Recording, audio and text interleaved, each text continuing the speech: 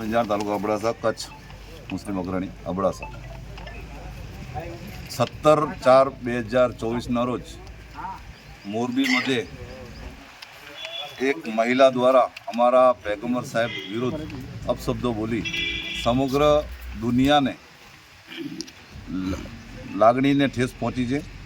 એ પ્રત્યે અમે લોકો અબડાસા મધ્યે સાલિમ મોહમ્મદભાઈ પઢિયાર અને તકીશા બાવા એની આગેવાની હેઠળ અમે લોકો અહીંયા CPI ઓફિસમાં ફરિયાદ કરવા આવ્યા છીએ અને એની તાત્કાલિક ધોરણે હજી સુધી 17/4થી હજી સુધી એની ધરપકડ નથી થઈ।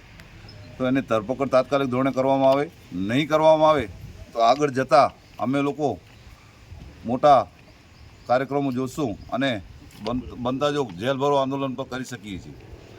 માટે અમે લોકો જે આ અપવિત્ર ભાષા બોલે છે, જે માનસિકતા જેની ધાર્મિક કોઈ પણ ધર્મ વિશે અભદ્ર ભાષા બોલે છે એવા બાયલાઓને કહીએ છીએ કે લેડીઝોને શું આગળ કરો છો।